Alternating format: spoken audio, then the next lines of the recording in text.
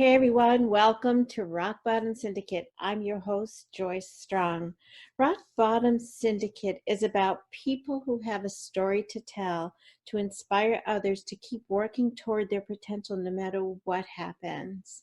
Rock Bottom is an opportunity to learn and pivot and adapt to whatever life throws your way. Rock bottom's a time where you can choose to take responsibility for everything in your life, because when you take responsibility, you own the control, you own the power to make changes and to grow. Your secrets are the prison of your emotions, so ask for help, tell your story. In this episode, actually parts 1 and 2 episodes, I'm speaking with Lynn and Randy Abramovic, who are the parents of Heather Gross. I've interviewed Heather in a 2-part series on Rock Bottom Syndicate about her story, which was at 22, she suffered a devastating brain bleed that caused her partial paralysis and an unknown future. Heather lost a lot. She lost function in her left hand. She lost her ability to compete in her equestrian pursuits, and so she was competitive in equestrian field and was unable to continue on with that after her stroke and her surgeries and ongoing surgeries. So lots of challenges going on, and in these 2 episodes today, I'm talking with Lynn and Randy about the other side of being caregivers in their daughter's life and what that was like, and some suggestions from them on what held them together and what to do if you find yourself in this kind of a situation. A lot of it had to do with their faith in God. They're sticking together as a team. They're asking and accepting help, and really looking for the positive and supporting each other and how they could team up to be able to take care of themselves, take care of their daughter, and adapt to their new situation, which was like being on another planet for them for a while. They're doing great. They're publishing a book called Headstrong. That's coming out sometime this year with Heather. So you'll hear more about that. We'll put some information in the show notes as well. So I hope you're going to enjoy this part 1 and part 2 of Rock Bottom Syndicate with Lynn and Randy Abramovic, and their experience as caregivers in their rock bottom after seeing their daughter suffer a catastrophic brain bleed, only to come out better than ever, looking forward to new challenges, a new book that's going to help all of us. So would love to hear from you. Reach out to Lynn and Randy, reach out to Heather, reach out to me. We'd love to talk. And I hope you enjoy this show. I don't want to have you talk about anything you're not comfortable with, but I am curious, so I'll ask, but share what you feel like sharing. It's how bad did it get for you? Like what was your rock bottom for you? Oh, boy. I guess for me, there were some long nights at the hospital because I was trying to find, several times I couldn't stay in Heather's room because either A, she had a roommate, or when she was in ICU, I couldn't stay there. Mm-hmm. So I would find like a little room off to the side. And most of the time I ended up sleeping on the floor. So those were some very long nights. And there was one night in particular I remember was, it was a little family waiting area, and I was kind of positioned on the floor, and there was an office off of there, and the person who was working there, I don't know if she thought I was just camping out. I have no idea. But that night, she left all the lights on, I guess to discourage me from staying there. And I remembered thinking, why she did it, I don't know, but it wasn't like she was going to be there that night. And I just remember thinking to myself that, God, can't you make this just that little bit easier, that at least, because I didn't sleep at all that night. Mm-hmm. And it was, as I mentioned earlier, it was just surreal. And you know, but we got through it. Did you ever feel that you couldn't? The only time, and I was embarrassed to feel this way, when Heather first went to the rehab hospital, and she essentially couldn't stand by herself, is how weak she was. Mm-hmm. And again, I worked in rehab, and I remember, you know, talking to families, and you got to do this, and you got to, you know, they have to struggle, but they're going to gain their as much independence as they can. And I was sitting there, and they kind of stood her up and tried to get her to take a step. And I remember thinking, I can't watch this. Mm-hmm. And because it was just so painful for me. But then I kind of said a little prayer and said, you have to be here for her. And that, I have to say, that was the hardest moment for me. Mm-hmm. And I think for me was the day we brought her home from rehab, after being in a month in another hospital, and wheeling her into our home, which was not handicapped accessible at all. So we set up the first floor of a 2-story home up for her. And I remember it being in the powder room on that first floor and thinking, well, with all of her stuff, all the meds and stuff she had to take then, which luckily she doesn't have to take any anymore, but there was so many different things that she had to take to get through this, and thinking, wow. So that was a very low moment. And then the kick in the teeth was she was so bound and determined that she was going to get through this, and she started going to an outpatient rehab, and she was going to have to do that, I just figured, forever. And lo and behold, we had good health insurance, but they came back and said they're only going to cover like 20 visits. 20 visits. And it was, I'm thinking 20 years, you know. Yeah. And so that was just devastating. But so once again, faced with a challenge, I said, okay, I'm going to figure out something. So we had a big fundraiser for, we had Dr. Freelander there. He spoke. We had so many generous people that were just amazing, come and buy things and donate things, and we were able to raise money to keep her going, so that she wouldn't have a break in her therapy. Wow. And I wanted to share one other thing for you that she probably mentioned to you that I did. And it was just for me. It was more of a therapeutic thing for me the whole time. Was from the time she was diagnosed, I did these Heather updates, because people would ask me, you know, how's your daughter in business? We're dealing with all kind of people, and we have friends all over the world. And so we're dealing with a lot of people. So I couldn't call everybody every time something happened. So it was for 7 years, I have written these Heather updates, which there's like 70 of them.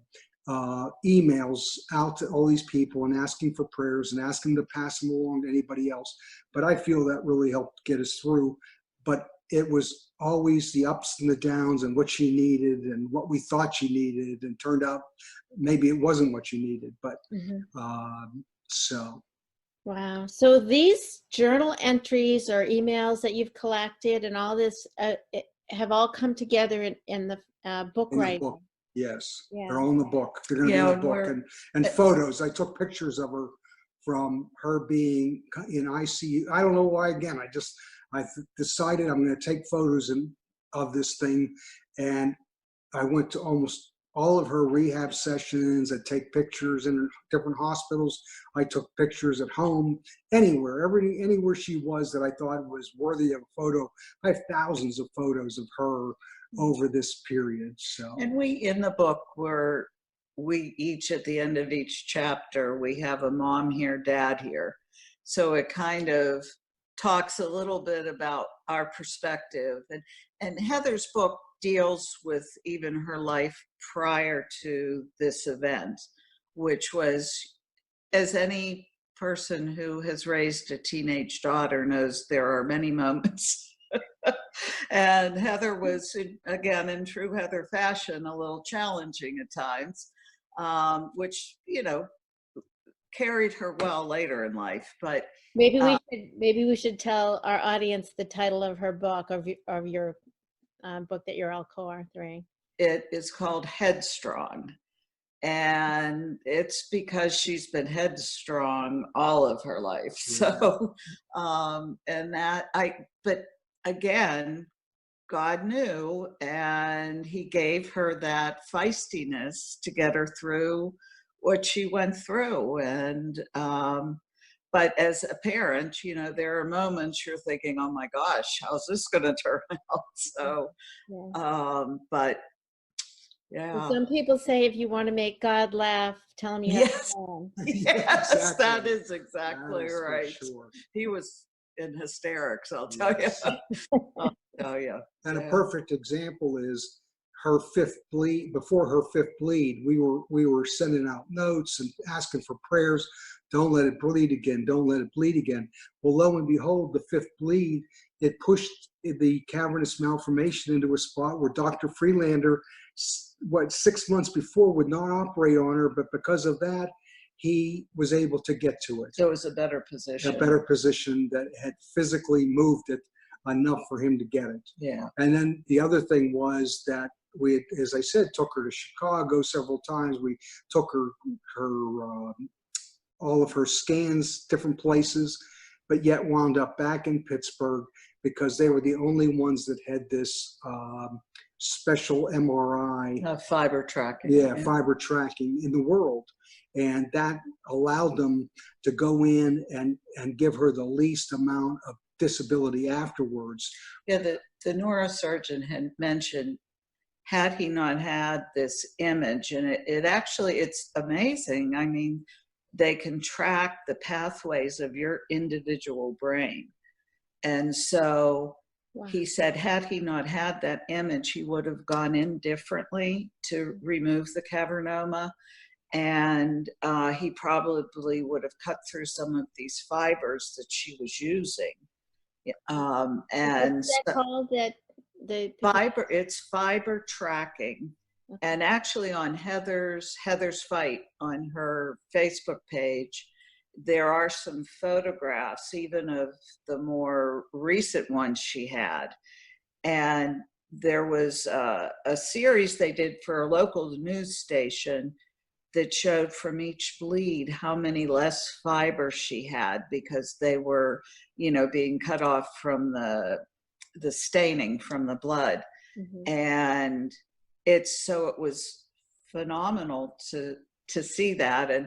And Heather's very last, she had one last year because she was being followed, you know, monitored. And Dr. Friedlander had us, he's honestly the nicest, most humble man. And Heather will tell you, some neurosurgeons were kind of like 2-year-olds. Their egos were bigger than, you know, but he is a lovely, gifted surgeon, but a lovely person. Yeah. And so at this last MRI, he said, her brain is looking robust. Mm-hmm. And that just made us feel so great.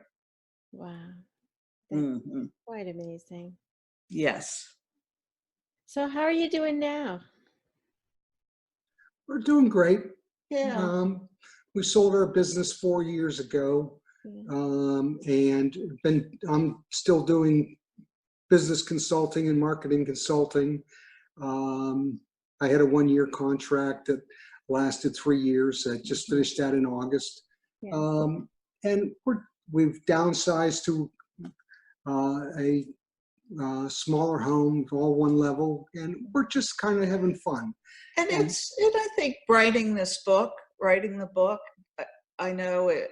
The mentor that Heather's been working with, Andrew, told us just to, write it. And I was concerned that it would, as you mentioned, the emotions still seem very raw, because they are, because it was, a devastating time.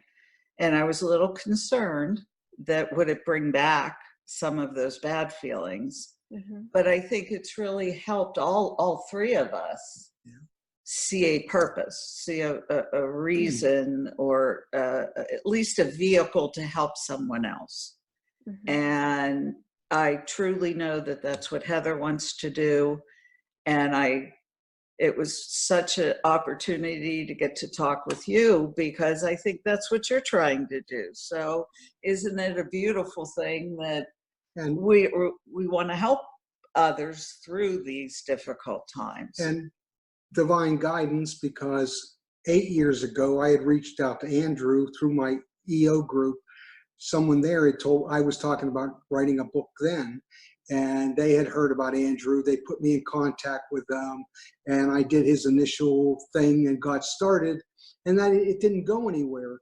But then when Heather said she wanted to write a book, I reached out to him and said, hey, I already paid you this. We didn't do anything, but would there be any way we pick up from there? And he was so gracious. And now he came and stayed with us for a week when he was in the States. And we just had a ball together. And he's just, so now we've become good friends. And now meeting you through him. And, it's all meant to be. That's amazing. I didn't know that part of the story. What were you going to write your book about? What were you?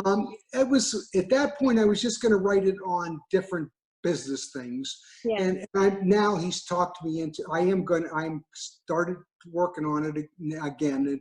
And I think it's going to be probably faith, not fear, based on business and life experiences. So, but bring a lot of the business stuff in, of treating people right, and just doing the right things, and looking at things from an open mind and open perspective, not being judgmental, that type of thing. Because I think there's a lot of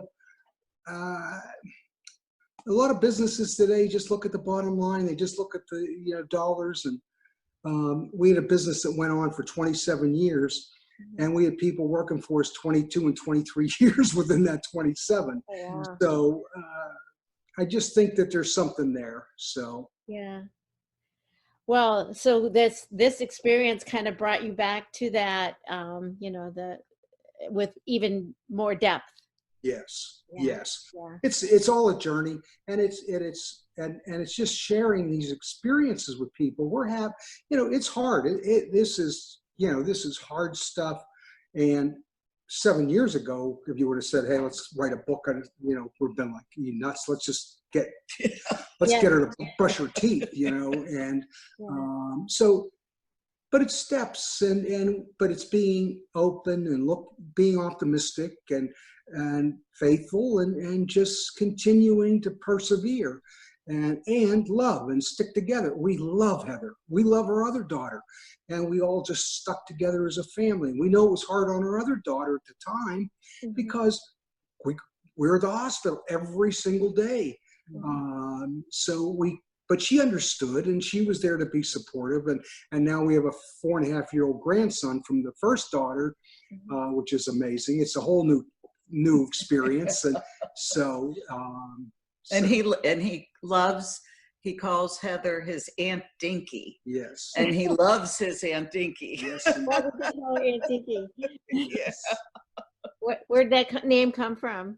I think it goes back to when Heather was younger, because she just seemed like a dinky. Yes, because we've been calling her that for a very long time. Yeah, it was just like, whoa. So she likes it too, and Bobby has just a ball with her, because she's kind of the crazy aunt, and so yeah. Well, watch out, because I think Heather might have some plans for having children at some point. Yes, we're hoping.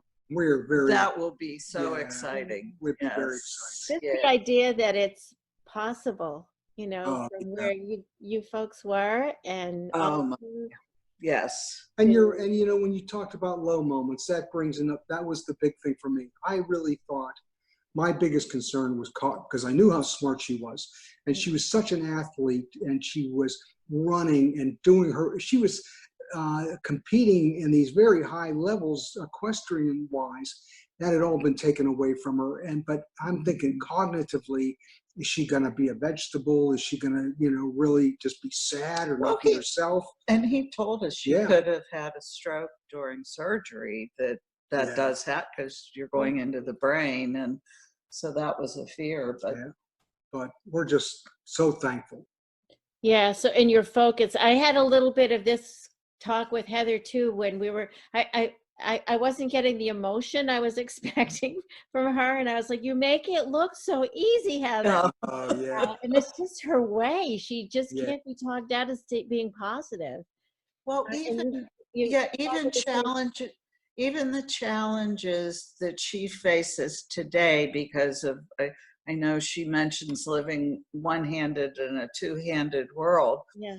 And there will be times that she will be either cooking or, she'll be over here, do it. And I'll say, can I help you? And she'll go, no, I got it.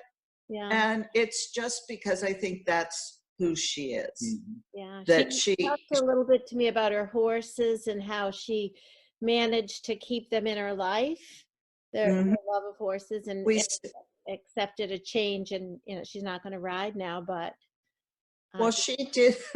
She did. She did. Following after the surgery, she said she thought we were riding English, which has a smaller saddle. Yeah. She said, "Well, maybe I'll try Western because you have the big horn and more to hang on to."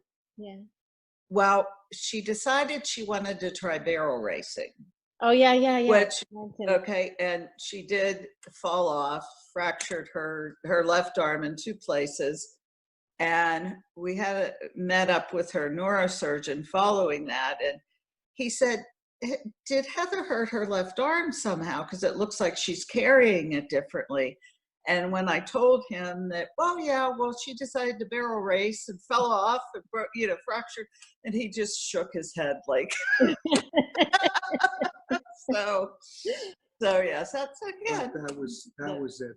That was, luckily I think she decided, because I think it wasn't just going out and like walking on a horse. She wanted to compete. And I think that for now, that's probably better to focus on other things. So put her competitive nature in another place. Exactly. Yes.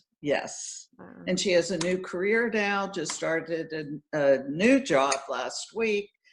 And again, if she would have just, kind of stayed complacent, but this job will involve some travel and things, but that's Heather. That's just Heather to continue to move forward. So, yes. Do you have any other things that you could think of that you'd want to share with people who have been in this caregiver role, or any other? I think you have to take care of yourself. I mean, I'm in a position now where I do watch my grandson, my 4.5-year-old grandson, 2 days a week. And my mom is soon to be 90 and is still living at home. But I'm over there every day, and take her shopping. So I'm still in that caregiver role. But I do believe, especially in my situation now, which kind of is very long-term, or at least I hope it is, I need to take time for myself to we're both working with a trainer and exercising and have started traveling some now that the business is sold. We went to Croatia and Slovenia last year, and we planning a trip to South Africa this coming October. And so I think it's important to take care of yourself and your partner. And I think that's that love part that, that was very hard for me, for her to be away, as the girls will tell you, and Lynn, Randy doesn't do alone well. So but I was, you learn, and you just have to do what you got to do. But I never lost sight that this was my family. I was going to get us through it and love everybody, no matter what the outcome was. And I'm just thankful that it turned out the way it has. But it's certainly, in the early stages, it was up for draw of how it was going to wind up, and it could have been very different. But I think I would have accepted that. But and we just, loved each other and make time for each other, and so it's good. Yeah, it's Day really at a time. it's nice to hear all that. Just, we never know when these things are going to happen to us. No. And we all have these it's life, right? We all have deaths and illnesses. And so to hear sort of your little checklist of what's the most important thing, I think is really important for our listeners. Also, when you're on the other side, to be that person who could give you the drive-through dinners, like how much that meant to Right. you. Like Oh, all and the things we could have talked about today, those little things that people reach out and do mean a lot. we're in a small group in church. They came and cleaned they kept saying, "What can we do for you? What can we do for you?" And I kept saying, Heather was in ICU and in these hospitals. I said there wasn't anything anybody could do for and I was getting fed, so I was all good. But finally, it got to the point where they said, "Well, there's something we can do for her." So literally, I said, "Okay, if you're absolutely adamant about doing something, come clean the house." It was a big house, Yeah. and they absolutely did an immaculate job. And then they also Heather had an apartment at school, and because she wasn't going back, a group of them went Drove up there, and moved her out of her a couple apartment. hours So away, round trip. yeah, But so it's little things, it's Yeah. things like that just and one thing we learned, and because I was at the hospital all the time, and there was a Starbucks downstairs Oh. that recently a friend of ours someone was ill when they were in the hospital, so we bought a Starbucks card and just sent that to them, because that was kind of my routine in the morning. I'd go down and get Heather and I a Starbucks, and so little things. Note, just a little gesture of, "Hey, we know you don't want visitors, you can't do this, but we know you like coffee or tea or whatever it is. Just enjoy yourself to a little treat on us." And Yeah. Yeah. so That's nice. We're almost out of time. We're actually going to make this into 2 episodes because we went on, but I think that's really awesome. Okay. Do you have any thing that you'd like to share on social media? Anything about the book that you have, or on the fundraising end of things? How can people reach out to you if they want to help or if they want to hear more? Well, a good thing to do is heathersfight.com. for therapy.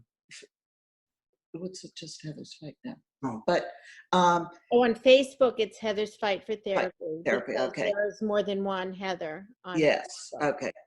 And there is actually the website is heathersfight.com. Yes, Okay. and I did add Heather's Fight for Therapy. Yeah, and I did add an email and a phone number. So if anybody would like to talk further or has a question, anyone interested in donating to it's Angioma Alliance.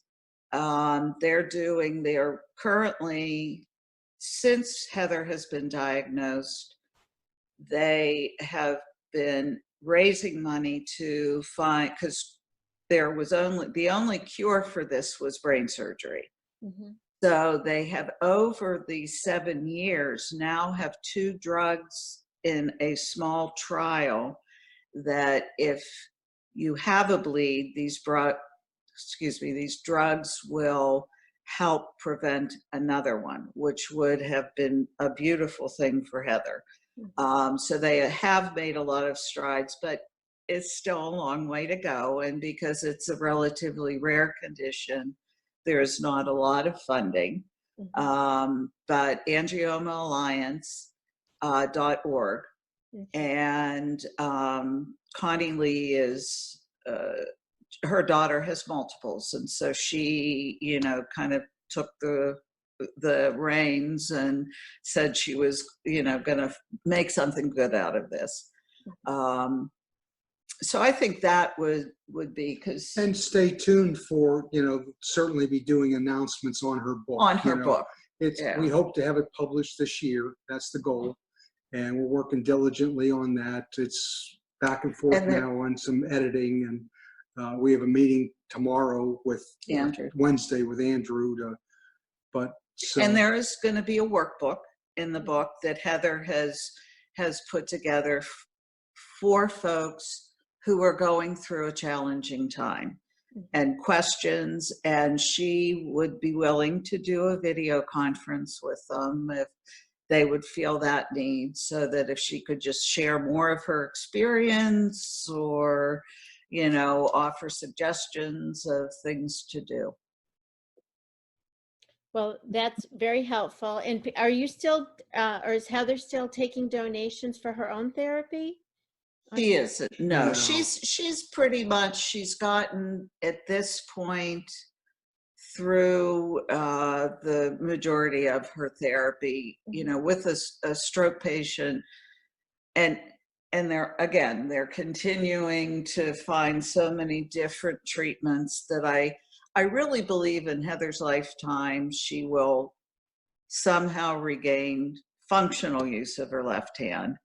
And she's had 7 surgeries since the craniotomy for, you know, tendon lengthening. She was having difficulty with spasticity with her eye, and, you know, so she can, and is probably going to have another surgery on her foot just because for the quality of life.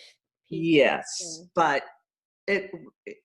what Heather gave us was, every time we reach a challenge, we say, well, it's not brain surgery. Been there, done that. Yeah. So. Well, this has all been so kind of you to share. I'm so inspired by the two of you, as well as Thank Heather. you. And Thank you. I'm really glad that she suggested we talk, because I just heard about this other person, but I just hadn't wrapped my head around how much help this can be for caregivers, just to prepare us and see the importance of self-care, all that stuff. Yes. Good. Well, and thank you for giving us an opportunity to share with you.